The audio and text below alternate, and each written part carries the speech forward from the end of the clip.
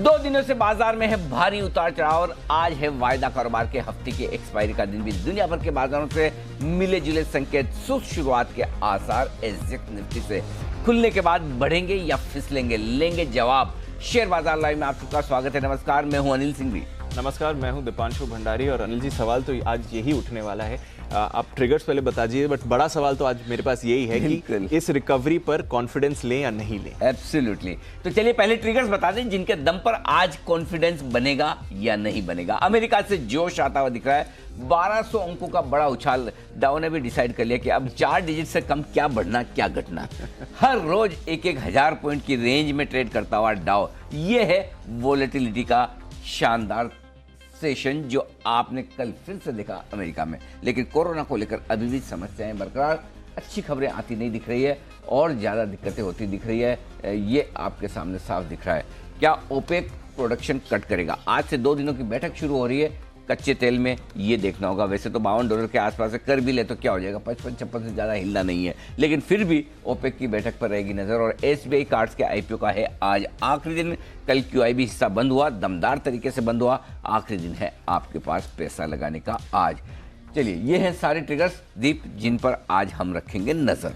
और सर, सवाल यही है, पिछले 8 दिन में अगर हम देखें, वैसे तो रोज इंट्राडे में 1000 पॉइंट से ज्यादा ही डाउ हो रहा है। 8 दिन में आप देखें तो 4 बार ऐसा हुआ है जब 1000 पॉइंट से ज्यादा की बढ़त या गिरावट के साथ डाउ बंद 4 डिजिट ऊपर, 4 डिजिट ऊपर या 4 डिजिट नीचे, ऐसे 8 दिन में 4 बार हो चुका है। और ऐसा इसलिए हो रहा है कि अमेरिका में इस वक्त 2 बड़ी चीजें चल रही है दीप। एक कोरोना का डर, दूसरा राष्ट्रपति चुनावों को लेकर ढेर सारा एक्शन। कल की तेजी को कोरोना के साथ बिल्कुल भी कंफ्यूज ना करें। कल जो 1175 अंकों की मजबूती डाउ में बनी, वो सिर्फ और सिर्फ इस वजह से बनी कि वो बाइडेन साहब हैं, वो बर्नी साहब से आगे निकल रहे हैं। और वो अमेरिकी बाजारों के लिए अच्छा माना जा रहा है, क्योंकि है ना, बर्नी साहब ने बड़े, वो क्या बोलना चाहिए, अर्थव्यवस्था को पीछे ले जाने वाले आदमी माने जाते हैं। लेफ्ट टाइप के, हाँ, मतलब जिनको ये कहना चाहिए कि भाई उनको इतनी आर्थिक प्रगति या खुले विचारधारा के नहीं है। और उन्हें ऐसा लगता है कि ये सब फालतू बात है, एक टैक्स कट करना, ये करना, फ्री वो फ्री में देने करने के वाले समर्थक माने जाते हैं। उनके मुकाबले में जो बाइडेन जो आगे निकल रहे हैं वो बाजार और इकोनॉमी के लिए अच्छा माना जा रहा है। और कल अमेरिकी बाजार इसी दम पर आगे बढ़े। तो देखिए, अमेरिकी बाजारों में बढ़ने के रीजन क्या है जी? एक बड़ी बढ़त आपको मिली रेट कट की वजह से जी। रेट कट के एक दिन पहले इतिहास की सबसे बड़ी थी। वो अलग बात है कि रेट कट के दूसरे दिन हम गिर गए। दूसरी बड़ी बढ़त मिली आपको जो बाइडेन साहब की वजह से।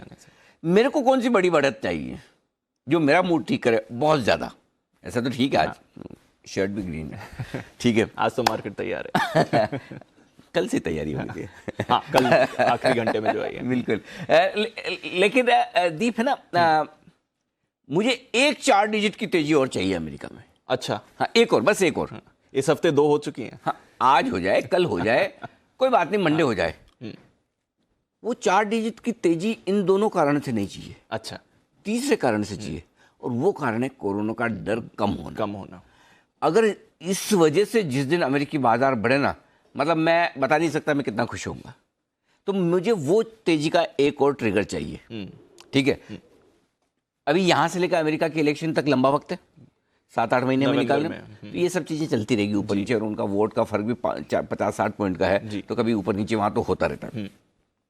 दूसरा, ये रेट कट एक हो गया, 1-2 और हो गए। रेट कट के पहले बढ़ भी जाएंगे, रेट कट के बाद थोड़ी प्रॉफिट बुकिंग भी आ सकती है, ये चलता रहेगा, ठीक है। लेकिन अल्टीमेटली जिस चीज का डर है, जिसकी वजह से डाउ इतना वोलेटाइल है, जिसकी वजह से डाउ 10 ट्रेडिंग सेशन में 52 वीक हाई और लो लगा देता है, वो समस्या दूर होना जरूरी है। और वो समस्या है कोरोना की जी। तो कोरोना की समस्या दूर होने, कम होने की वजह से जिस दिन डाउ उछलेगा ना, मुझसे ज्यादा खुश नहीं कोई नहीं होगा। लेकिन फिर भी मैं आज एकदम खुश हूँ, अच्छे मूड में हूँ, रिकवरी के मूड में हूँ। तो देखते हैं जो कुछ अच्छा हुआ है अमेरिका में, उसका फायदा हमें मिलेगा तो सही। ठीक है सर। आप इंडियन मार्केट्स के बारे में बात करूं सर, उससे पहले एक बात है, कोरोना का जो डर है जी, वो वैसे तो अब फैल रहा है, अब 84 देशों में आ चुका है। और जो नए केसेस जो कल ऐड हुए हैं काफी तेज गति से हुए हैं। पर जिस तरह से बाजार ने रिएक्ट किया और अब थोड़ा संभल रहा है, क्या कहीं ना कहीं ये डर अब फैक्टर इन हो रहा है? ऐसे संकेत आ रहे हैं, या अभी भी इस डर की वजह से वॉलेटिलिटी बनी रहेगी? 101% मैं आपको कॉन्फिडेंस से कह सकता हूं कि वॉलेटिलिटी बनी रहेगी। हाँ, एक तरफा तो सोचिए ही मत। अभी तक एक चीन को छोड़ दीजिए, जी कहीं से कोई अच्छी खबर नहीं नहीं। कोरोना को। नहीं। और चीन से भी अच्छी खबर क्या है दीप, कि लोग वहां पर काम पे जाना शुरू कर रहे हैं, जी प्रोडक्शन शुरू हो रहा है, जी शिपमेंट शुरू हो रहे हैं। जी। 5-6 राज्य छोड़ दें जहां पर समस्याएं हैं, उनको छोड़कर धीरे धीरे चीन की अर्थव्यवस्था, चीन के लोग 80-90% नॉर्मल हो गए। जी वो अच्छी बात है, जी जरूरी है भाई। जहां से इसका उद्गम हुआ है कम से कम वहां तो कंट्रोल में है। कंट्रोल में अच्छा, इस कंट्रोल में आने का मतलब ये नहीं कि चीन में मतलब लोग बीमार नहीं हो रहे हैं, या अभी भी 40-45 हजार लोगों। हाँ क्या है आंकड़ा आपको आज का? अभी एक्टिव केसेस जो चीन में है कम हो गए, अब सिर्फ 25,000 25,000 रह गए। हाँ, पर टोटल केसेस 80,000। ऐसे देखेंगे तो हमारे 25 और उनके 25,000। हाँ, सही तो बात। 25,000 अभी भी हैं। सही बात। लेकिन अब चीन वालों को समझ में आ गया कि इससे बचना कैसे है। जी तो नए केसेस कम हो रहे हैं, ठीक है। प्लस अब वो धीमे धीमे है ना, अल्टीमेटली है ना, कुछ भी हो, आपको उस जिंदगी में कितना ही बड़ा सदमा लगे, लाइफ बैक टू नॉर्मल तो होती ही है। जी। तो वो लाइफ बैक टू नॉर्मल होने की प्रोसेस चीन में शुरू हो चुकी है, और वही बाकी 82 देशों में भी जो फैला हुआ है होगी। लेकिन वो होने के पहले कितनी और खराब खबरों से हमें जूझना है। मसलन हमारे 28-30 केस जो भी हैं हिंदुस्तान में, ठीक है, 28-30 केस हमारे जनसंख्या को देखते हुए, हमारी जियोग्राफी को देखते हुए, इतने बड़े देश को देखते हुए ज़्यादा नहीं है। लेकिन डर 28-30 केस का नहीं है, डर इस बात का है कि क्या और तो नहीं बढ़ जाएंगे। ना बढ़े तो इससे बढ़िया कोई बात हो नहीं सकती। बढ़े तो फिर क्या है, केस 1 या 2 हो। प्रॉब्लम केस 1 या 2 होने की नहीं है। प्रॉब्लम क्या है? प्रॉब्लम है कि आप जब प्रिकॉशनरी मेजर्स लेना शुरू करते हैं और उसके दम पर आप जिंदगी को थाम लेते हैं तो दिक्कत होती है। अगर देखिए, प्रधानमंत्री कह रहे हैं वो होली के समारोह नहीं मनाएंगे। खुद राष्ट्रपति भवन से कल प्रेस नोट आया है कि उन्होंने होली के प्रोग्राम रद्द कर दिए हैं। सबको कहा जा रहा है भीड़ भाड़ वाले इलाकों पे मत जाइए, कम से कम ये सब एहतियात, सावधानी रखिए। तो ये चीज़ें ऐसी होती हैं जो आपको थोड़ा है ना, वो जीवन का पहिया रोक देती है, आपको थोड़ा ब्रेक लगा देती है एकदम। वो ब्रेक हमें पसंद नहीं है, वो ब्रेक हमें पसंद नहीं है। तो मुझे लगता है कि कोरोना को लेकर आपको पॉजिटिव होने के तो अभी तक कोई कारण नहीं है। ज़रूरत से ज़्यादा नेगेटिव नहीं होना है। जो चीज़ें अच्छी चाइना में हो रही है उस पर भी फोकस करिए एकदम। और दूसरी है कि जब जैसी खबर आए उस हिसाब से आपको रिएक्शन देना। ये आपको, हाँ, या ओवर रिएक्शन किसी भी तरह ना हो। न तेजी की तरफ होना चाहिए, न मंदी की तरफ। क्योंकि देखिए, समस्याएं खत्म नहीं हुई कि आप सब कुछ भूलकर अंधाधुंध तेजी करें। समस्याएं सबको पता है। अब शुरुआत के रिएक्शन अलग होते हैं। देखो, पहले दूसरे तीसरे दिन के रिएक्शन अलग होते हैं, और उस समय हमने आपको लगातार सावधान किया कि अभी जल्दबाजी मत कीजिए। अब लोगों को मान लेने दीजिए। जब आपने मान लिया है कि हमारे यहाँ कोरोना आ गया है, तो फिर डर कम होता है। पहली बार जब आता है तब वो डर अलग होता है। तो वो डर बाजार ने देख लिया है, तो अब जो है ना, डर आपका कम होगा, बाजार का भी कम होगा, लेकिन खत्म नहीं होता। तो अब ओवर रिएक्शन न नीचे की तरफ देना है, न ऊपर की तरफ। ये चीज ध्यान में रखिए। ठीक है। तो सर, अब आज का जो सबसे बड़ा सवाल होगा घरेलू निवेशकों का, यही है। कल जो आखिरी घंटे में आपने रिकवरी, सबसे पहले आपने ही स्पॉट करी, और फिर जो थोड़ी बहुत रिकवरी आई, उस पर कितना कॉन्फिडेंस रखें? क्योंकि आज वीकली एक्सपायरी भी है, हम काफी ज्यादा गिर चुके हैं, तो उस रिकवरी पे थोड़ा कॉन्फिडेंस रखें आज। बाज की नजर होती है ना एकदम, वो वैसी नजर रखता हूं मैं बैंक निफ्टी पर।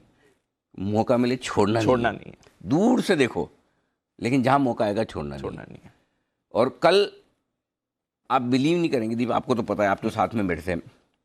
जहां से बैंक निफ्टी आइडेंटिफाई किया और जब तक मैं लेवल निकाल रहा हूं, देख रहा हूं, तब तक बैंक निफ्टी 100 पॉइंट बढ़ गया।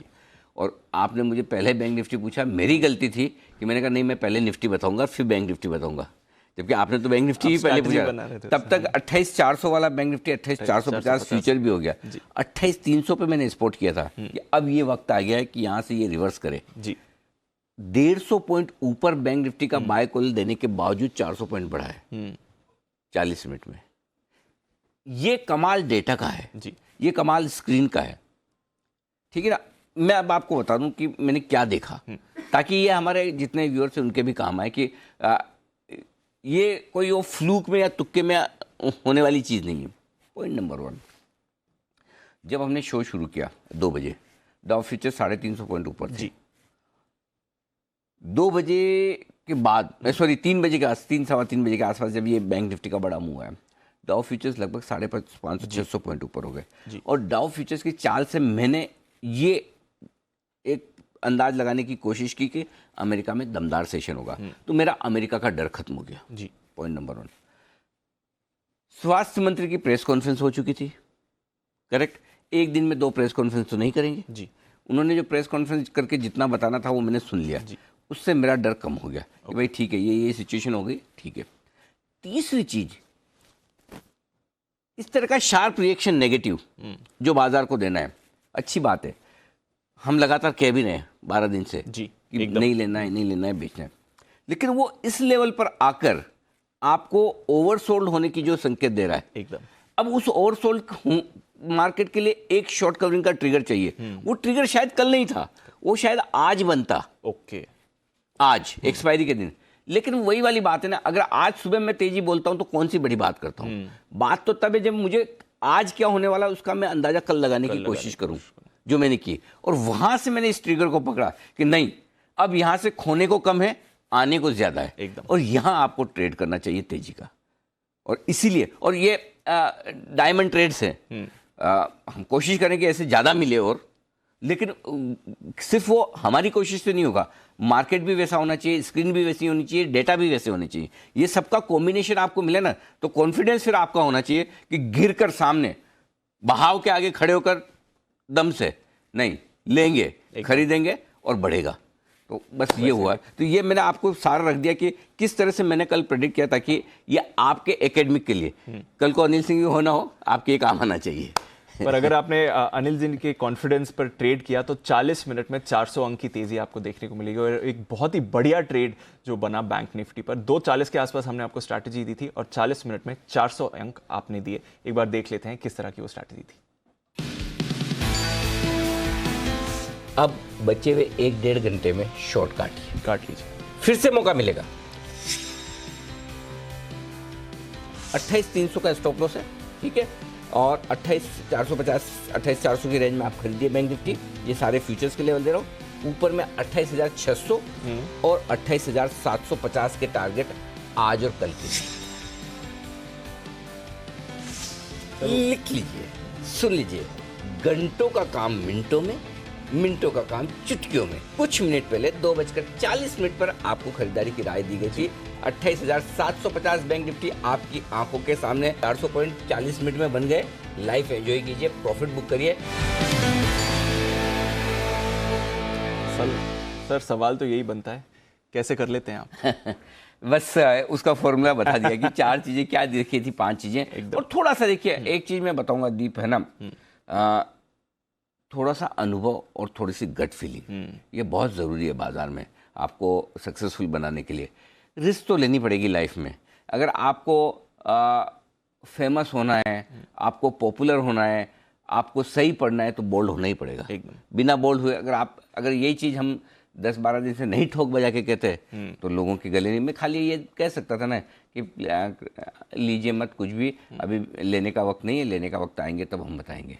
ये भी तो मैसेज वही है जो मैं कह रहा हूँ, नहीं लेना है, नहीं लेना है, नहीं लेना है। बात तो सेम है, लेकिन आप किस तरीके से, किस अंदाज से और कितना कन्विक्शन के साथ कहते हैं, एकदम वो हमारे व्यूअर के काम का है। और इसीलिए कल जब बैंक निफ्टी भी बोला तो पूरे कन्विक्शन से बोला कि ले लीजिए, डरिए मत, घबराइए मत। तो जहां मौका आएगा दोनों तरफ का, हम रियलिस्टिक रहेंगे। जहां तक आज के बाजार का आपका सवाल है, पॉइंट नंबर 1, जितना नीचे एसजेएक्स निफ्टी खुले उतना बढ़िया। अच्छा, हाँ, परेशानी की बात नहीं। अगर जहां जितना नीचे खुलेगा वहां हम खरीदेंगे, ओके, उतना जोर से खरीदेंगे।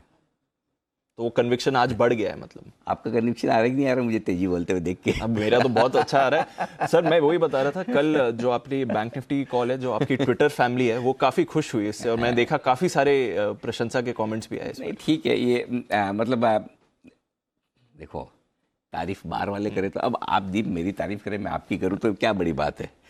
ट्विटर में भी तो मेरा परिवार है, वो मेरी तारीफ कर रहे हैं, शुक्रिया दिल से। लेकिन तारीफ तो तब जब, नहीं सर, स्ट्रैटेजी तो चली है उसके बाद, और उसके वो करे रिएक्शन जो ना करते हो। हाँ, तब मजा है, तब मजा है। ये तो हमारे अपने हैं। हाँ। ये तो हमारे अपने। बढ़ ही रहे हैं अपने, तो मैं तारीफ के बजाय मैं ना शुक्रिया के बजाय एक चीज कहना चाहता हूँ, जितने हमारे ट्विटर पे हमारे फैमिली मेंबर्स हैं, दोस्त हैं, सिंपल चीज है, भरोसा बनाकर रखें, आपका पैसा बनेगा एकदम। कुछ कॉल्स बीच में गलत जाएंगे।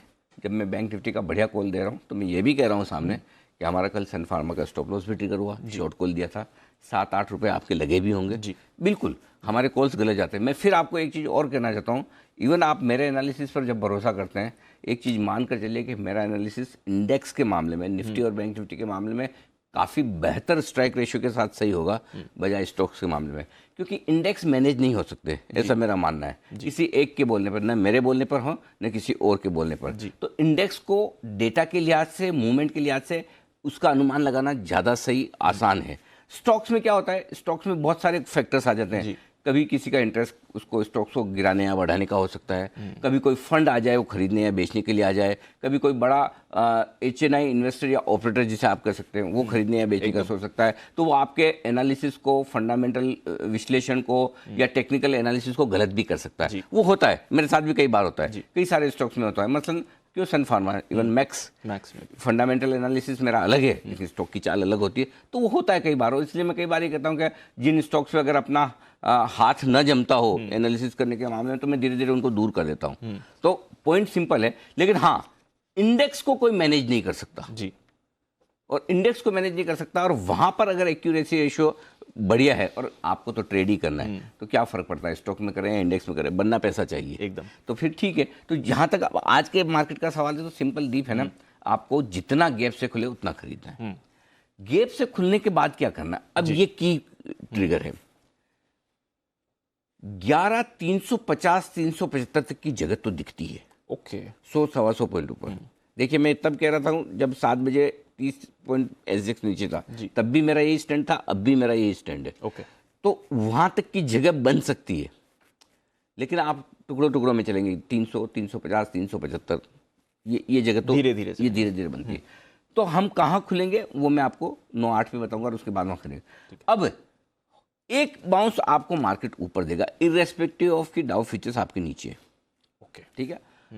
अब वो बाउंस सस्टेनेबल है दिन भर के लिए, जहां खुलेंगे वहां से और बहुत बढ़ेंगे, या घंटे 1.5 घंटे मजबूती होने के बाद हम गिर जाएंगे, इसका जवाब एक्चुअली मेरे पास इस वक्त नहीं है। ओके, नहीं है, रिकवरी होगी लेकिन टिकाऊ होगी, इसका भरोसा नहीं है। तो मैं क्या करूंगा, मैं आज बाजार को न ऑप्टिमिस्टिक ट्रेड करूंगा, न पेसिमिस्टिक ट्रेड करूंगा, न मैं तेजी में हूं न मंदी में हूं, मैं रियलिस्टिक तरीके से ट्रेड करूंगा। मैं स्क्रीन और खबर दो चीजों पर फोकस करके करूंगा। अगर स्क्रीन ये बता रही कि नहीं मेरे में ताकत नहीं है या मेरे में मजबूती है, हम वो ट्रेड देंगे। अगर खबरें उस तरह की आ रही है और उस खबरों पर मार्केट का रिएक्शन क्या है, उसके ऊपर हम आपको वो देंगे। तो मेरा पॉइंट बहुत सिंपल है कि शुरुआत होने के बाद आपको दो चीजों पर नजर रखनी की, स्क्रीन की मजबूती या कमजोरी क्या है, खबरों का फ्लो क्या है, और फ्लो के साथ साथ उन खबरों पर मार्केट का रिएक्शन क्या है। एज ऑफ नाउ इस वक्त 8:15 बजे मैं पॉजिटिव हूं मार्केट पर, तेजी की तरफ मेरा ध्यान है, तेजी की तरफ ध्यान है। ठीक है सर, पर आज के संकेत की बात करें तो ग्लोबल आपने न्यूट्रल रखा है, बट ग्लोबल न्यूट्रल इसलिए रखा है कि अमेरिका की तेजी है और लेकिन कोरोना का लेकर अभी तक कंफर्ट नहीं है। FIs के संकेत नेगेटिव है, घरेलू संकेत पॉजिटिव है, वायदा कारोबार की न्यूट्रल, सेंटिमेंट सावधानी भरा, और ट्रेंड अभी भी नेगेटिव। ट्रेंड अभी भी नेगेटिव, ट्रेंड तो अभी न्यूट्रल होने में ही वक्त लगेगा। किस बात का न्यूट्रल, किस बात का नीचे तो बंद ही हो रहे हैं रोज, अभी तक कौन सा ऊपर बंद होना शुरू किया हमने, है ना। ठीक है, अभी तो दवा भी नहीं आई है। हाँ, दवा नहीं है, बिल्कुल ठीक है। ये सपोर्ट जोन है आज के लिए 11,050, 11,150 निफ्टी पर मजबूत सपोर्ट जोन है। 28,000, 28,200 बैंक निफ्टी पर अगला मजबूत सपोर्ट जोन आता हुआ दिख रहा है। ऊपरी रेंज 11,350, 11,425 परफेक्ट रेंज है जहां पर प्रॉफिट बुकिंग आएगी। ओके, 29,000, 29,275 परफेक्ट रेंज है जहां पर आपको प्रॉफिट बुकिंग आती दिखेगी बैंक निफ्टी में। ठीक है, आज की अगर रेंज की बात करें सर तो वो किधर रहेगी? 11,200 से 11,300 आज की छोटी रेंज है। ओके, 11,150 से 11,350 मीडियम रेंज। ज़्यादा संभावना दीप ये है कि आप इस रेंज में काम चला ले तो बढ़िया। मैं नहीं चाहता कि विक्स और बढ़े, वोलेटिलिटी, लेकिन फिर भी ग्लोबल मार्केट्स के उतार चढ़ाव को देखते हुए, खबरों को देखते हुए, एक्सपायरी को देखते हुए 11,075, 11,425 ये बड़ी रेंज निकल कर आती है। और कोई बड़ी बात नहीं, बड़ी रेंज भी किसी एक तरफ टूट जाए तो कोई खास मतलब आश्चर्य नहीं होगा। मार्केट रेंज के मामले में आपको कहीं भी ले जा सकता है। पर हमने देखा सर 11,100 के ऊपर होल्ड कर रहा है, बुरे दिन भी उस लेवल के आसपास होल्ड कर रहा है इस समय। ये बात सही है, होल्ड कर रहा है, ये बात सही है, बिल्कुल ठीक है। बैंक निफ्टी पर सर? बैंक निफ्टी में देखिए 28,500, 28,850 ये आज की छोटी रेंज है। 28,200 से 29,000 ये बड़ी रेंज, मीडियम रेंज है। ओके। 28,000 से लेकर 29,275 ये 1200-1300 पॉइंट की रेंज है ना, एक्सट्रीम रेंज एक बार आप मानकर चलें। ये है बैंक निफ्टी की रेंज। ठीक है। अब एक जो मैंने लेवल निकाला है 11,000 के नीचे निफ्टी और 28,500 के नीचे बैंक निफ्टी, रिस्क बड़ी खुलती। कल 28,500 के नीचे हम गए थे। वहां से 300-400 पॉइंट फिसले भी, लेकिन बंद नहीं हुए। तो अगर 28,500 के नीचे और 11,000 के नीचे फिसल कर बंद होता है, अब 11,000 वैसे दूर लगने लगा है, अच्छी बात है। बैंक निफ्टी ने ब्रेकडाउन के संकेत दिए हैं, बैंक निफ्टी ने लेकिन फिर भी अभी देखते हैं क्या कुछ होता है। क्लोजिंग बेसिस पे नहीं दिया, क्लोजिंग बेसिस पे नहीं। अल्टीमेटली अगला अहम सपोर्ट अगर खराबी हुई तो कॉर्पोरेट टैक्स के कट के वक्त के जो लोज हैं 20 सितंबर के आसपास के, वो 10,750 से 10,850 ये अल्टीमेट सपोर्ट जोन है बैंक निफ्टी के लिए। और मैं फिर अभी से कह रहा हूँ कि वहाँ पर अगर गलती से आया मार्केट तो मैं और पैसा डालूंगा म्यूचुअल फंड में, मैं अभी से बोल रहा हूँ। और ये मैंने अपने इन्वेस्टमेंट एडवाइजर को ऑलरेडी इंस्ट्रक्शन दे रखा कि इस रेंज में मार्केट आया तो मुझे पूछना मत, क्योंकि कई बार क्या होता है वो है ना, वो पूछे तो अरे रुक जाते हैं 1-2 दिन, वो वैसा हो जाता है। वो सबके साथ होता है, मेरे साथ भी हो सकता है। तो मैं डिसिप्लिन रखता हूँ। हाँ, जो मुझे पता है कि ये चीज़ मुझे फॉलो करनी है, इसमें इफ़ और बट नहीं लगाना है, नो डाउट, तो वहाँ पर पहले से इंस्ट्रक्शन है। ये 10,700 10,850 की रेंज में जिस दिन बाजार आपको नजर आएगा उस दिन आपको और पैसा म्यूचुअल फंड में डालना एकदम। और मैं फिर कर रहा हूँ, मैं म्यूचुअल फंड में डालने की बात करूँ, मैं आपको भी ये कह रहा हूँ कि आप स्टॉक्स ना खरीदें अगर आपसे वॉलेटिलिटी सहन नहीं होती है, क्योंकि 5% नीचे आपसे HDFC बैंक भी बिक जाएगा, ब्लू चिप्स है, ब्लूएस्ट ऑफ ब्लू चिप बिक जाएगा। लेकिन अगर वो फंड में है तो आपसे फंड नहीं बिकेगा एकदम, चाहे NAV 5% नीचे हो जाए। करेक्ट। इसलिए फंड में डालने का ये रहता है कि डिसिप्लिन रहता है, स्ट्रेस कम आता है, ब्लड प्रेशर नहीं बढ़ता, ये सारी चीज़ें हैं। इस वजह से आपको ये ध्यान रखना है। और बैंक निफ्टी 27,200 के रेंज में आएगा तो वो ब्लाइंड बाय बनेगा वहाँ पर एक बार कम से कम। अभी तो दूर है, नहीं दूर तो बहुत है, और आए ना तो बढ़िया। ट्रेंड रिवर्सल की जो हम बात करें, जहाँ हमें नेगेटिव से न्यूट्रल होना है, 11,500 के ऊपर की क्लोजिंग, 29,500 के ऊपर की क्लोजिंग बैंक निफ्टी पर। 11,500 के ऊपर निफ्टी टिका और बंद हुआ तो हम कहेंगे कि ट्रेंड वापस न्यूट्रल हो रहा है। और बैंक निफ्टी 29,500 के ऊपर। ठीक है। PCR 1.15 है, विक्स भी कल थोड़ा गिरा है, कंफर्टेबल है, कोई दिक्कत वाली बात नहीं। ठीक है। जो एग्जिस्टिंग लॉन्ग्स हैं, जो वैसे तो आपने क्लोजिंग में बोल दिया था कि थोड़ा प्रॉफिट बुक कर लीजिए, बट जिन्होंने कैरी करी है वो क्या करें?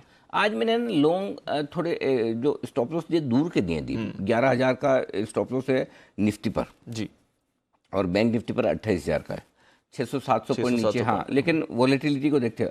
अब आप एक चीज़ कह सकते हैं कि मुझे इतनी वॉलेटिलिटी रखनी नहीं है, ठीक है। अगर आपको नहीं रखनी है तो इंट्राडे जिनको रखना है 11,200 रख लो, 50 पॉइंट नीचे जाए फिर निकल जाओ आप Nifty. 11,175 11,200 strong support, day support जो है या तो वहाँ पे रख लो अगर आपको छोटा रखना है तो। बाकी क्लोजिंग बेसिस पर तो दूर ही निकलता है। बैंक निफ्टी का जहाँ तक सवाल है 29,300 का स्टॉक, सॉरी 28,000 का जो दिया, अगर आपको छोटा रखना है तो 28,500 का रख लो इंट्राडे का, 150 पॉइंट नीचे। ठीक है, वो आपके ऊपर है। पर आप कह भी रहे हैं कि अगर स्टार्टिंग वीक हुई ट्रेंड वहां से बेटर ही रहेगा। 11,500 शॉर्ट साइड पर आपका स्टॉप लॉस है। जिनको छोटा रखना है वो 11,350 का 75 का रख लें, 375 का। ओके, थोड़ा कम भी कर सकते हैं। और बैंक निफ्टी पर 29,300 ये स्टॉप लॉस ज़्यादा बड़ा आपको दिखेगा, 600-700 पॉइंट, लेकिन मैं कुछ नहीं कर सकता। स्टॉप लॉस के लेवल बहुत दूर आ रहे हैं। अच्छा। तो आपको एक्चुअली मैं बताऊं, ये स्टॉप लॉस फॉलो करने के बजाय अपने स्टॉप लॉस खुद के फॉलो करनी चाहिए रिस्क के हिसाब से, क्योंकि मेरे पास छोटे स्टॉप लॉस निकल नहीं रहे और मैं छोटे देना नहीं चाहता। वॉलेटिलिटी में आपके उड़ जाएंगे, और बड़े हैं मतलब बहुत बड़े हैं, मुश्किल है मामला थोड़ा मामला। हाँ, स्टॉप लॉस में जनरली मुझे तकलीफ नहीं होती देने में, लेकिन आज मुझे ना ढूंढने में देने में मुश्किल हो रही है थोड़ी। ठीक है। नई पोजीशंस लेनी हो सर? नई पोजीशन में आइडियल सिचुएशन बता रहा हूँ। फ्लैट है निफ्टी, फ्लैट निफ्टी है, लेकिन मैं जिस रेंज में दे रहा हूँ वो बहुत दूर की है। 11,050 11,150 की रेंज में आपको निफ्टी खरीदना है। यहाँ से 100 पॉइंट नीचे से खरीदने के बारे में सोचना है, ठीक है ना। 11,000 का स्टॉप लॉस, 11,200, 250, 300, 350 और 425 5 टारगेट दिए आज मैंने ऊपर के, क्योंकि ये रेंज निकल कर आई। जो मूव आएगा बड़ा आने की मैं उम्मीद कर रहा हूँ एक्सपायरी के दिन, तो ऐसे में आपको टारगेट्स बड़े रखने हैं, ये ध्यान में रखिए। स्टॉप लॉस के साथ ट्रेड करना है। जिनको शॉर्ट करना है 11,350 से 11,425 की रेंज में आपको बेचना है, ठीक है। इस रेंज में अगर आप बेचेंगे 11,500 का आपका स्टॉप लॉस होगा। 11,300, 11,250, 11,200, 11,150 तक के मूव भी आपको आते हुए दिख सकते हैं। तो दोनों तरफ के लेवल्स भी बढ़े, रेंज भी बढ़े, लेकिन इन दोनों रेंज में मौका मिले तो ट्रेड जरूर लीजिएगा। ओके। अब आइए बैंक निफ्टी 28,100 28,200 की रेंज में आपको खरीदना चाहिए। 28,000 का स्टॉप लॉस होगा। 28,500, 650, 750, 850, ये 4 टारगेट आपको बैंक निफ्टी में ऊपर की तरफ के लिए रखने हैं, लेकिन इस रेंज में मौका मिले ज़रूर खरीदिए। स्टॉप लॉस आपका छोटा सा है 28,000 का। बेचना है आपको बैंक निफ्टी 29,000 से लेकर 29,275 की रेंज में। ये 300 पॉइंट की रेंज में यहाँ पर बेचना है। 29,000 पे बेच सकते हैं, 29,150 पे बेच सकते हैं, 29,275 पे बेच सकते हैं। 3 जगह बेचिए आप। ओके 29,500 का स्टॉप लॉस रखिए, छोटा रखना तो 29,400 भी रख सकते हैं, ठीक है। बाकी 29,500 ज़्यादा ठीक है। 28,900, 28,750, 28,650, 28,500 तक के टारगेट के लिए तो लेवल रेंज टारगेट सब बड़े हैं आज। इसका मतलब ये कि मैं कुछ बड़ा होने की उम्मीद आज कर रहा हूँ। जिस भी डायरेक्शन में आएगा, दोनों डायरेक्शन में भी हो सकता है। You never know. Be ready for everything. Be ready for everything. और स्टॉप लॉस फिर ट्रेल करते हैं जैसे जैसे टारगेट 100%. ठीक है, बड़ी रेंज होगी आज इंडेक्स पे, ऐसा अनुमान कभी लगाया कभी जा मैं रहा एक चीज़ और बोलता हूँ, आमतौर पे जैसे मैं 10-12 दिन से बोल रहा हूँ, ट्रेड मत करिए, शांति रखिए, इंटरडे करिए। जैसे कल भी हमने बोला बैंक निफ्टी है तो कि भाई आप प्रॉफिट बुक कर लीजिए। 28,850 हो गया, अब ले लीजिए, वहाँ से बंद भी नीचे हुआ। अब आज के सेशन में मैं आपको ये बोलूँगा कि या तो ट्रेड मत करिए, वो ठीक नहीं है। आज ट्रेड करिए, आप आज करना चाहिए। ट्रेड करिए, लेकिन एकदम छोटी क्वांटिटी, और उसको है ना लर्निंग के तौर पे करिए ओके कि मैंने किस भाव में एंट्री की, किस भाव में एग्जिट की, मैं सही एंट्री एग्जिट कर पाया क्या। ये आज की लर्निंग अगली बार कभी इस तरह का मौका है तो तब आपके काम आनी चाहिए, तब आपको पैसा बना के दे। तो ट्रेड करिए, लेकिन अपनी स्किल्स को टेस्ट करिए। आज वैसा अपॉर्चुनिटी, वैसा अपॉर्चुनिटी। पहले ऑब्जर्वेशन था, आज थोड़ा टेस्ट भी करने की अपॉर्चुनिटी। भाई खाली वही है ना कि मैं स्विमिंग कैसे करूं, मैं वो बुक पढ़ता रहूं, साइकिल कैसे चलानी चाहिए बुक पढ़ता रहूं, लेकिन जब तक पानी में नहीं उतरूंगा और साइकिल की सीट पे नहीं बैठूंगा तो खाली पढ़ने से तो नहीं सीख पाऊंगा ना। एकदम, कुछ कुछ काम तो इसे करने से ही होंगे जी। ट्रेडिंग वैसी है। तो आज ट्राई करना। हाँ, खाली अनिल जी के बोलने सुनने से आप नहीं सीख पाएंगे ना। जो एक्सपीरियंस आपको खुद को करने, देखो ट्यूशन फीस लगती है, मैं फ्री में कोचिंग दे सकता हूँ लेकिन मार्केट तो आपसे ट्यूशन फीस लेगा जी। एकदम, जो मार्केट थोड़ी किसी को फ्री में सिखाता है, मैंने भी नहीं सीखा है फ्री में। तो आप अपनी ट्यूशन फीस देके खुद सीखिए। एकदम। तो आज मौका है आपके पास ये स्ट्रैटेजी ट्राई करने का। ठीक है। F and O ban sir, yes bank वापस आ गया। यस बैंक बैन में आ गया, बधाई हो। ठीक है। अब थोड़ा डेटे की बात करते हैं सर। जिस तरह से एफआई एक्शन है नेगेटिव है, पर डीआई एक्शन अभी भी पॉजिटिव ही चल रहा है।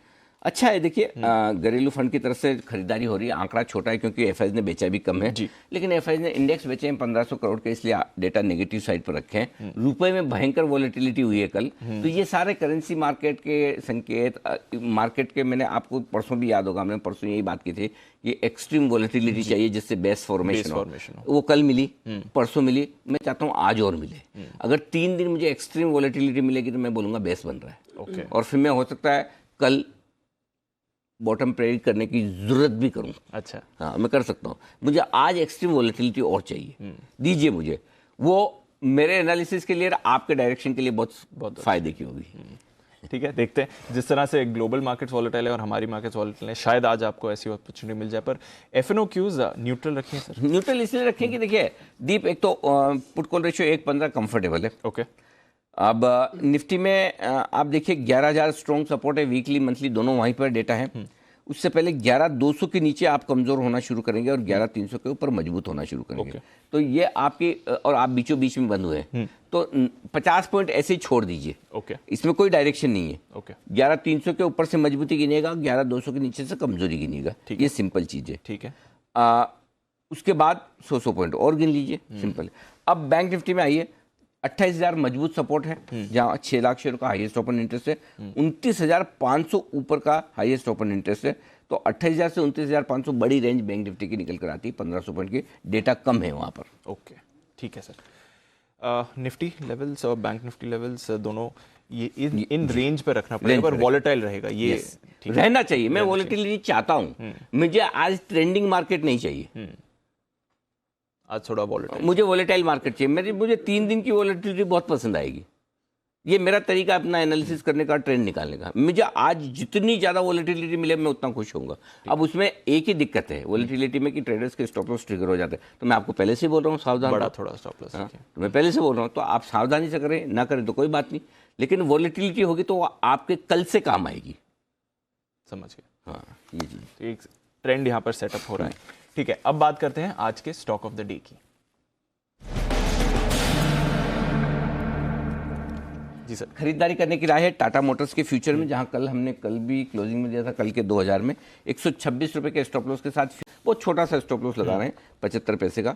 129, 131 और 133 तीन टारगेट के लिए आपको रिकवरी करनी है, खरीदारी करनी है। और उसकी वजह है कि रिकवरी के थोड़े संकेत आ रहे हैं ग्लोबल मार्केट्स में। तो जो ऑटो स्टॉक्स ग्लोबल एक्सपोजर वाले पिटे हुए हैं, प्लस कल चाइना की तरफ से भी उनके ऑटोमोबाइल मिनिस्टर का बयान आया था कि फरवरी के महीने में हम जो कुछ नहीं बेच पाए उसकी भरपाई मार्च में करने की कोशिश करेंगे। वैसे मैं भी जानता हूँ और आप भी जानते हैं कुछ पूरा का पूरा तो बेच नहीं पाएंगे जी, लेकिन हाँ जो भरपाई जितनी कर पाए उतना बढ़िया। बयान राहत देने वाले हैं। और देखिए शेयर को तो गिरना ही सेंटीमेंट पे, बढ़ना ही सेंटीमेंट पे, तो थोड़ा सेंटीमेंट ठीक है। और एक चीज़ क्लियर कट है, हमने पिछली बार भी 115 120 की रेंज में बोला था टाटा मोटर्स यहाँ पर बाय है, एकदम भाव से अच्छा है, वहाँ पर लेना चाहिए। तो एक ट्रेडिंग बेट लिया जा सकता है इन छोटे टारगेट्स के लिए। कॉस्ट का स्टॉप लॉस करते जाएं, टारगेट हासिल हो, बहुत ज़्यादा रिस्क न रखें, पैसा बने या तो ले लें या अपना प्रॉफिट प्रोटेक्ट करने का सोचें। ठीक है। और ये आपने कल के 2000 में भी दिया था स्टॉक और कहा भी था कि पोजीशन भी कैरी फॉरवर्ड कर सकते हैं इसमें। तो टाटा मोटर्स पे कन्विक्शन आ रहा है। पोजीशन कैरी फॉरवर्ड का जहाँ तक सवाल है, दोनों ही चीज़ बोली थी। जिनको रिस्क कम लग रही है नहीं चाहिए वो अपने खाली भी कर दें, और जो रिस्क ले सकते हैं वो करें।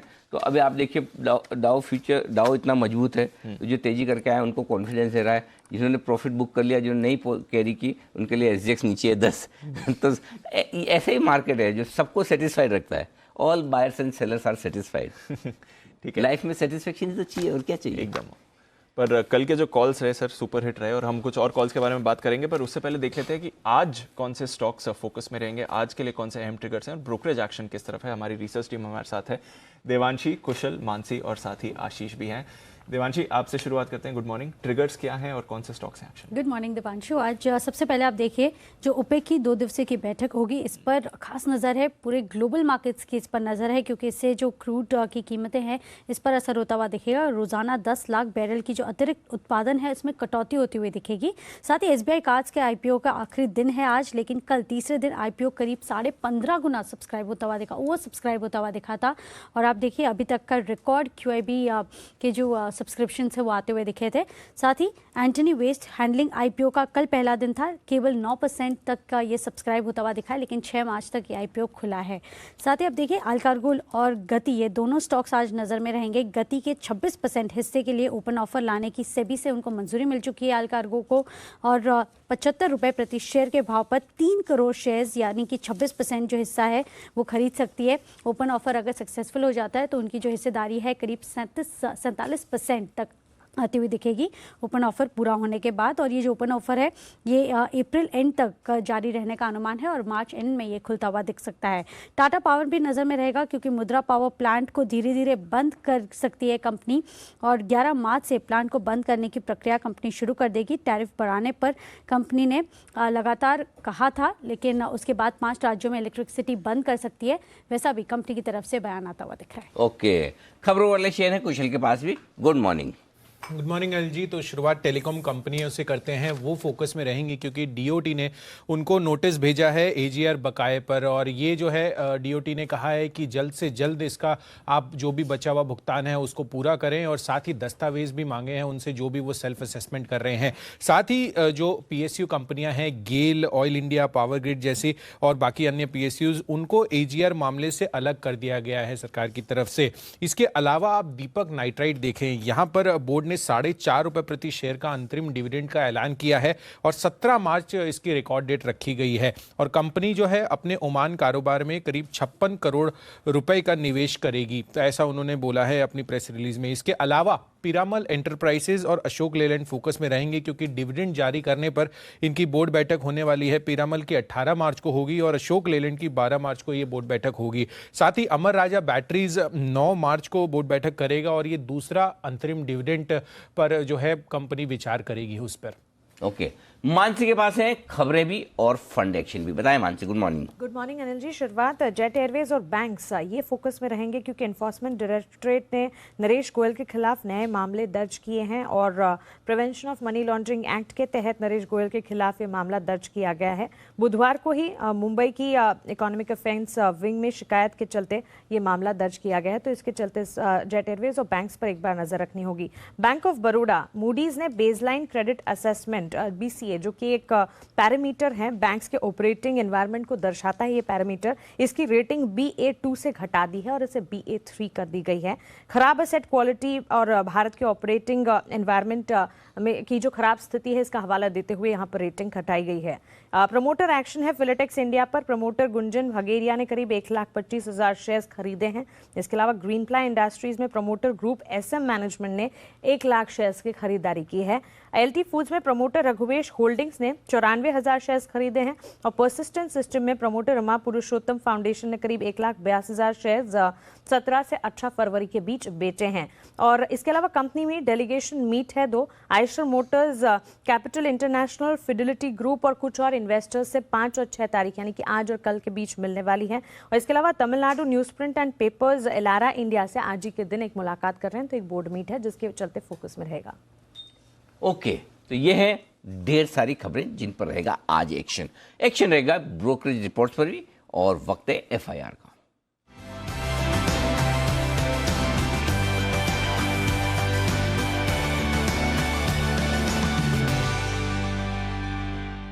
बताइए कौन सी है रिपोर्ट्स आज? अनिल जी, स्टॉक स्पेसिफिक ढेर सारी रिपोर्ट्स हैं। सबसे पहले दिग्गज HDFC बैंक पर रिपोर्ट आई है सिटी की, जहां पर एक खरीदारी की राय दे रहे हैं 1600 रुपए के लक्ष्य के लिए। कह रहे हैं कि रिटेल सेगमेंट से ग्रोथ देखने को मिलेगी और आगे जाके मार्केट शेयर में भी बढ़त देखने को मिल सकती है। सिटी को ICICI बैंक भी पसंद आ रहा है, खरीदारी की राय दे रहे हैं 650 रुपए के लक्ष्य के लिए। साथ ही GCPL पर भी, गोदरेज कंज्यूमर प्रोडक्ट्स पर भी सिटी की रिपोर्ट आई है, जहां पर इनकी रेटिंग को अब अपग्रेड कर खरीदारी की राय दे दी गई है 730 रुपए के लक्ष्य के लिए। ये कह रहे हैं कि चुनौतीपूर्ण दौर अब खत्म हो गया है और यहाँ से आपको रिवर्सल देखने को मिल सकता है। क्रेडिट स्विस की रिपोर्ट है L&T पर, जहां पर न्यूट्रल की रेटिंग को बरकरार रखा है, लेकिन लक्ष्य जो है 1460 से घटाकर 1325 कर दिया है। और ये कह रहे हैं कि जो ग्रोथ के ट्रिगर्स हैं थोड़े से कमजोर नजर आ रहे हैं, ऑर्डर एग्जीक्यूशन धीमा है, सरकारी खर्च कम है, जिसका एक इम्पैक्ट देखने को मिल सकता है। साथ ही JP मॉर्गन भी L&T पर ओवरवेट की रेटिंग दे रहे हैं 1690 रुपए के लक्ष्य के लिए। अपोलो हॉस्पिटल पर HSBC की रिपोर्ट आई है, जहां पर खरीदारी की राय दे रहे 1875 रुपए के लक्ष्य के लिए। ये कह रहे हैं कोरोना वायरस की चिंता से जो ट्रैवल रिस्ट्रिक्शंस है मेडिकल टूरिज्म पर, उसका असर पड़ेगा। ये हाई मार्जिन बिजनेस होता है, तो इसके लिए वॉल्यूम्स में भी गिरावट आते हुए नजर आएगी। और अंत में BEL पर रेटिंग अपग्रेड आया बैंक ऑफ अमेरिका, जहां पर अंडर परफॉर्म की रेटिंग को बढ़ाकर अब खरीदारी की राय दे दी गई है 93 रुपए के लक्ष्य के लिए। ये कह रहे वैल्यूएशंस अब बॉटम आउट हो चुकी हैं। बस यही है इतनी रिपोर्ट? और भी कुछ रिपोर्ट्स हैं। बताओ फिर।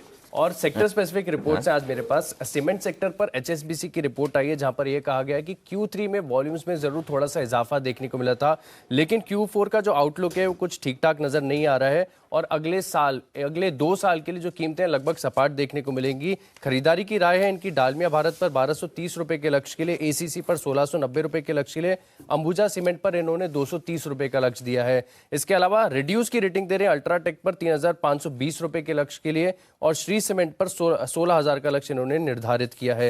इसके अलावा अगर आप देखें तो कंज्यूमर ड्यूरेबल्स पर भी रिपोर्ट आई है अनिल जी, जहां पर ये कह रहे हैं कि फरवरी महीने में अगर आप देखें तो ना के बराबर शिपमेंट्स रहे चीन से, जिसका एक इम्पैक्ट देखने को मिलेगा। ये वोल्टास पर खरीदारी की राय दे रहे हैं, लेकिन जो इन्होंने लक्ष्य है 800 रुपए से घटाकर 785 कर दिया है। और जो जेफरीज हैं वो ब्लू स्टार पर खरीदारी की राय दे रहे हैं और लक्ष्य जो है 1075 रुपए से घटाकर 1045 रुपए का कर दिया है। और आखिरी रिपोर्ट है मेरे पास गुजरात पिपाव पर, बैंक ऑफ अमेरिका की रिपोर्ट है, जहां पर रेटिंग को अपग्रेड किया है। अंडर परफॉर्म की रेटिंग को बढ़ाकर अब खरीदारी की राय कर दी गई है 85 रुपए के लक्ष्य के लिए। ये कह रहे हैं कि मौजूदा भाव से अगर आप देखें तो 4 से 6% की डिविडेंड यील्ड इन्हें आकर्षक नजर आ रही है। ओके, गुजरात पिपावा पर 85 रुपए कर रहे हैं। ये HSBC के सीमेंट पर रिपोर्ट इंटरेस्टिंग है, जो दोनों अच्छे स्टॉक है अल्ट्राटेक और श्री सीमेंट, उनके टारगेट कम कर दिए, जो कम अच्छे उनके बढ़ा दिए। Very good. चलिए, तो ये है सारी रिपोर्ट जिन पर आप रखिए नज़र। और इस बीच इटली को लेकर कुछ खबरें आती दिख रही है। इटली से कोरोना में अब तक 107 लोगों की मौत हो चुकी है, ताज़ा आंकड़ा आपके सामने आता हुआ दिख रहा है। और वहाँ पर सिनेमा हॉल बंद कर दे तो ठीक, नहीं तो वैसे ही लोगों ने जाना बंद कर दिया। तो 3000 से ज़्यादा केसेस हैं इस समय इटली में। 3000 से ज़्यादा हो गए? 3000 से ज़्यादा हैं। चाइना और साउथ कोरिया के बाद सबसे ज़्यादा इटली में। चीन, दक्षिण कोरिया, इटली। तो हम चौथे नंबर पे अभी नहीं, कल बढ़ने वालों में हम तीसरे कल बढ़ने वालों में हम तीसरे नंबर पे थे। वैसे तो काफी दूर है सर, वैसे तो अब हम कंफर्टेबल हैं, थोड़े कंफर्टेबल है। आज देखते हैं अगर कुछ अपडेट आते हैं, पर अभी के लिए कंफर्टेबल ना है तो बढ़िया भाई। हाँ, तो अभी हम थोड़े हिंदुस्तान में हमारी सिचुएशन थोड़ी सी कंफर्टेबल होती हुई दिख रही है। हम कंफर्टेबल और हो गए हैं क्योंकि हमारे सारे मेहमान पहुंच चुके हैं स्टूडियो में। राजेश पालिया साहब भी हैं, वागले साहब भी हैं स्टूडियो में। आज बंसल जी हमारे साथ जुड़ चुके हैं दिल्ली से, और कुणाल जी ने ली है छुट्टी और विकास सेठी साहब और सिमी जी भी हमारे साथ है तैयार, बस तैयार है बिगुल पिक ऑफ द डे का।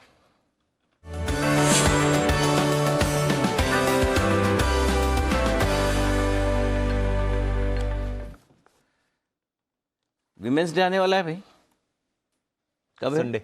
संडे 8। नहीं, हमें तो कल ही मनाना पड़ेगा फिर। हमें तो कल मनाना है कल क्यों? सर, मनाना तो मार्केट के साथ ही चाहिए ना। अभी शुरू करते हैं, पहले अभी से सिमी जी है ना, तो बस शुरुआत आज सिमी जी से। सिमी जी गुड मॉर्निंग, बताइए आपकी पिक सबसे पहले। Good morning Anil ji. Good morning Anil जी। मेरे पिक्स आज मैं पूरा हेज करके चलने का कोशिश करूंगी। एक हिंदुस्तान यूनिलीवर में एफएमसीजी सेक्टर में ही मैंने चूज किया है।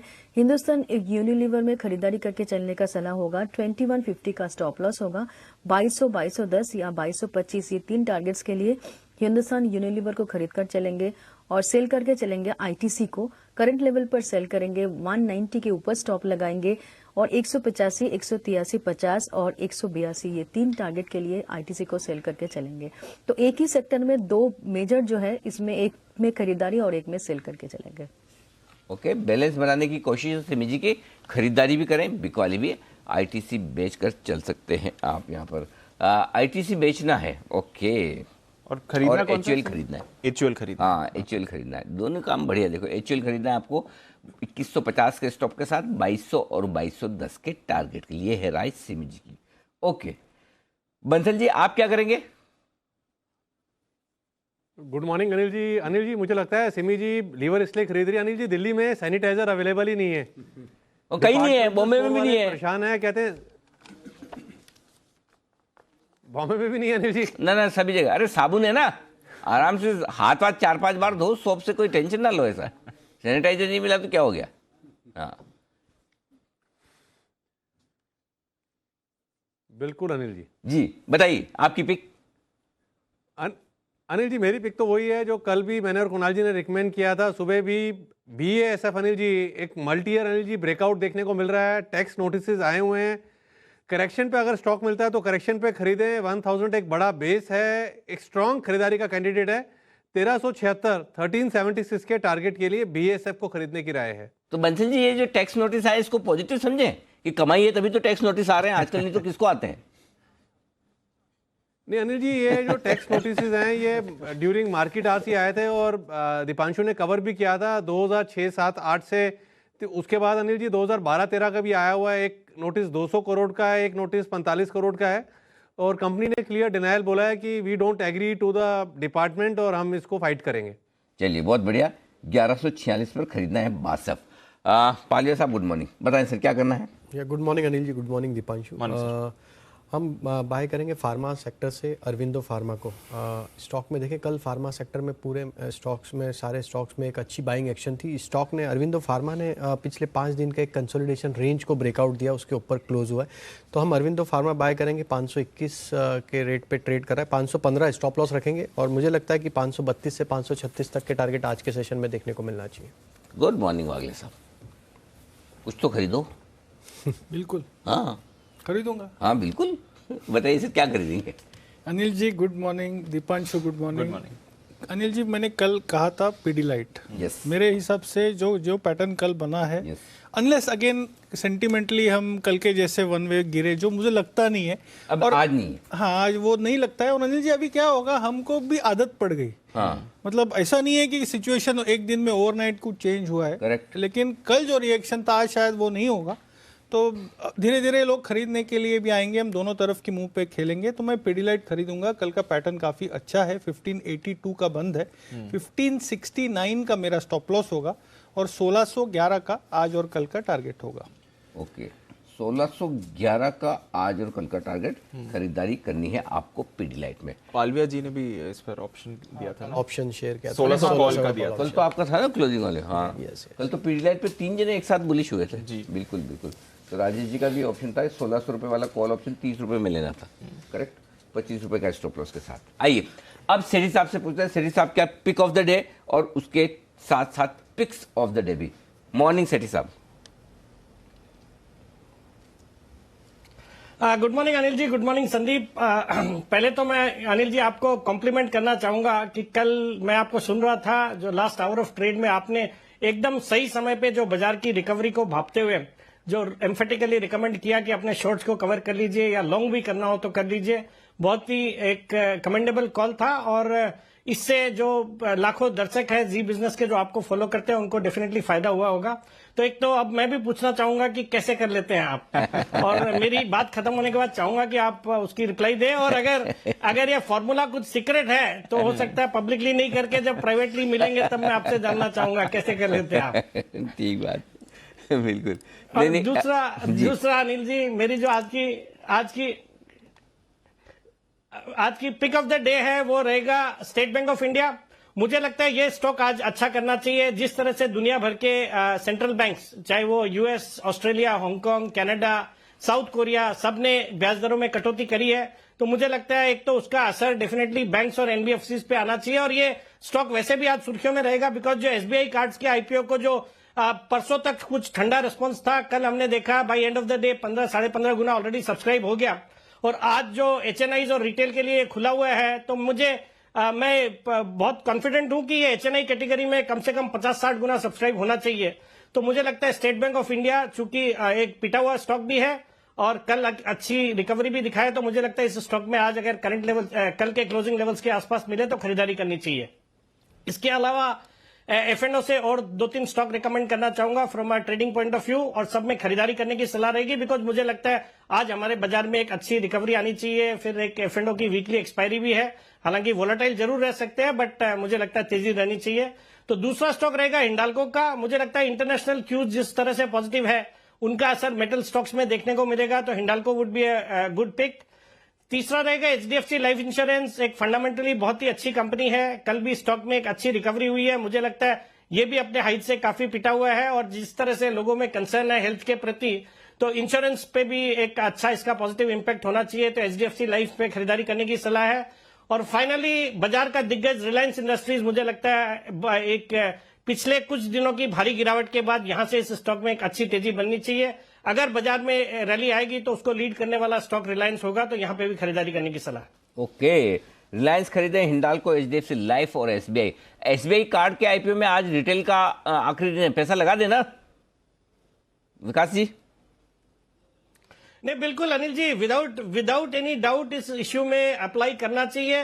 हालांकि इसके भी अगर आप देखेंगे तो ग्रे मार्केट के जो प्रीमियम है वो भी बाजार के जैसे ही वोलेटाइल है। जब ये इश्यू खुला नहीं था तब 300 के आसपास के प्रीमियम चल रहे थे, और कल एक टाइम पे मुझे ऐसे बताया गया कि 110-120 तक के भी प्रीमियम आ गए, जो कि बढ़ के ओवरनाइट करीबन 250 के आसपास आ गए। मुझे लगता है एक जबरदस्त आईपीओ है जिसकी एपेटाइट भी काफी अच्छी रहेगी, एंकर इन्वेस्टर से भी अच्छी एपेटाइट थी, और मुझे लगता है एक फर्स्ट मूवर एडवांटेज है, एक हाईली अंडर पेनिट्रेटेड सेक्टर है जहां पे ट्रिमेंडस ग्रोथ पोटेंशियल है आने वाले सालों में। तो इसको लिस्टिंग गेन के लिए तो करें ही करें, बट मुझे लगता है लंबी अवधि के लिए आप 2-3 साल के व्यू से इस स्टॉक में बिल्कुल अलॉटमेंट आने पे बने रहिए। एक अच्छे इसमें रिटर्न जैसे हमने पिछले साल देखा, लाइफ इंश्योरेंस स्टॉक्स ने रिटर्न बना के दिए। ये आने वाले क्वार्टर्स में जब बाकी के कार्ड कंपनीज है जैसे एचडीएफसी बैंक है या आईसीआईसीआई बैंक, एक्सिस बैंक है, इनके भी जब कार्ड्स के आईपीओ आएंगे, मुझे लगता है ये पूरा सेक्टर सुर्खियों में रहना चाहिए इस साल। तो SBI cards would be definitely subscribe करने वाला आईपीओ। एसबीआई कार्ड सब्सक्राइब करिए, अच्छे रिटर्न्स मिलेंगे। लॉन्ग टर्म के लिए भी अगर आप देखें, लिस्टिंग गेन्स में शायद थोड़ा वॉलेटाइल रहे, बट लॉन्ग टर्म के लिए अच्छी इन्वेस्टमेंट है आपके लिए एसबीआई कार्ड्स। आज के जो स्टॉक्स हैं एक्शन में, उसके बारे में बात करते हैं। जो पब्लिक सेक्टर कंपनीज हैं उनके लिए एक बहुत बड़ा रिलीफ आया है। कुणाल जी, मैं आपके सामने 2 चार्ट्स देता हूं। सॉरी, कुणाल जी नहीं, आज बंसल जी 2 चार्ट्स आपके लिए।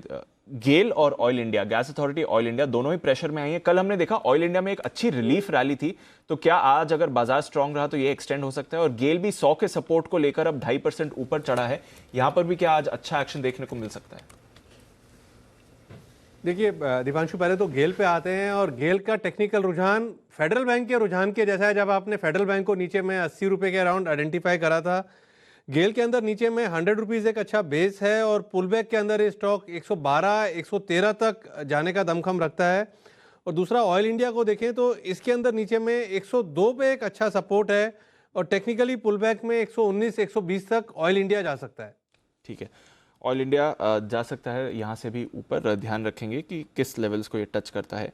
सेठी साहब, टाटा पावर, इस पर आपसे राय लेनी थी। स्टॉक 13 साल के निचले स्तर पर है, बैड न्यूज़ इसमें आ ही जा रही है और अब कंपनी कह रही है कि मुंद्रा में जो परेशानी चल रही है, उन्हें जो प्राइस बढ़ाने की परमिशन नहीं मिली है, इसकी वजह से अब मुंद्रा में ये शटडाउन का प्रोसेस शुरू करेंगे अगले हफ्ते से। कितना सीरियस हो सकता है ये टाटा पावर के लिए? बिल्कुल दीपांशु, ये खबर नेगेटिव है और वैसे भी ये स्टॉक कुछ कर नहीं रहा है। मुझे लगता है बाजार में इतने सारे विकल्प है, तो ये जो पावर स्टॉक्स जो कि एकदम बिल्कुल लगाड़ है, वहां पे निवेशित रहने का कोई औचित्य बनता नहीं है। और वैसे भी आज के लिए खबरें भी खराब है, स्टॉक में मुझे लगता है गैप डाउन होना चाहिए। और बाकी भी इन्वेस्टमेंट के लिहाज से मुझे ये सेक्टर या इस सेक्टर के जो स्टॉक्स है वो पसंद नहीं आते। अगर आपको कोई डिविडेंड यील्ड के हिसाब से देखना हो सकता है NTPC could be one of the better picks, या फिर टोरेंट पावर जहां पे काफी अच्छा मोमेंटम है। मुझे लगता है अगर किसी को ट्रेड करना हो तो within the power space Torrent power could be a good bet to trade. ठीक है, पालविया जी, सीमेंट स्टॉक्स की बात करते हैं। आज रिपोर्ट आई है और इंटरेस्टिंग रिपोर्ट है, जैसे अनिल जी भी बता रहे थे। HSBC की रिपोर्ट है, दालमिया, ACC, अंबुजा उन्हें पसंद है, बट अल्ट्राटेक और श्री सीमेंट में प्रेशर देख रहे हैं। तीसरा क्वार्टर अच्छा रहा सीमेंट कंपनी के लिए, हमने एक्शन भी देखा, अंबुजा जैसे नाम 200 के ऊपर भी गए। पर अब अगर सीमेंट स्टॉक में कोई एक्शन लेना है, कोई पिक लेनी होगी, तो आपकी प्रेफरेंस किधर होगी?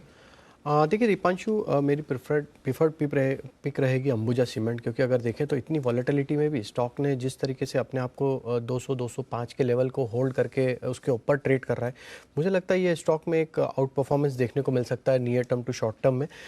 स्टॉक के लिए हायर साइड पे जो रेजिस्टेंस है वो 215-216 की रेंज में, एक बार ये लेवल क्रॉस होता है तो मुझे लगता है कि स्टॉक में एक अच्छी रैली यहाँ से बन सकती है। तो करंट लेवल पे अंबुजा सीमेंट यहाँ से बाय करेंगे, 202 रुपये का स्टॉप लॉस रखेंगे, पहले टारगेट होंगे 215-16 रुपये के। ये लेवल क्रॉस होता है तो फिर मुझे लगता है कि इसमें ब्रेकआउट होगा शॉर्ट टर्म चार्ट पे, जो कि इसको 225 से 230 की रेंज में भी लेके जा सकता है। तो अंबुजा सीमेंट मुझे लगता है कि यहाँ से एक अट्रैक्टिव बाय रहेगा सीमेंट पैक से। ठीक है, अंबुजा सीमेंट एक अट्रैक्टिव बाय रह सकता है। वागले जी, आपके लिए भी एक सवाल है दीपक नाइट्राइट पर। काफ़ी स्ट्रॉन्ग चार्ट रहा है, आज खबर भी आई है, डिविडेंड भी इन्होंने 4.6 रुपीज़ का दिया है, ओमान की कैपेसिटी एक्सपैंड कर रहे हैं। हमें सिद्धार्थ सिडानी साहब ने ये पिक दी थी, पर जिस तरह से स्ट्रक्चर बन रहा है दीपक नाइट्राइट पर, आगे भी गेन्स आएंगी? दीपांशु, ये स्टॉक पिछले कई हफ्तों से या महीनों से अच्छा चल रहा है। पिछले 4 हफ्तों में ही ये लगभग 380 से 520 तक गया है, तो वो लिहाज से मैं थोड़ी सी करेक्टिव मूव के लिए वेट करूंगा, बट मुझे नहीं लगता ये 480-470 के नीचे जाना चाहिए। 450 के स्टॉप लॉस से ये खरीदे। मेरा लॉन्ग टर्म टारगेट इसमें लगभग 600-610 का होगा। Long term could be 6 to 12 months. Okay, long term 6 to 12 months के लिए ये टारगेट रहेगा इसमें 625 का।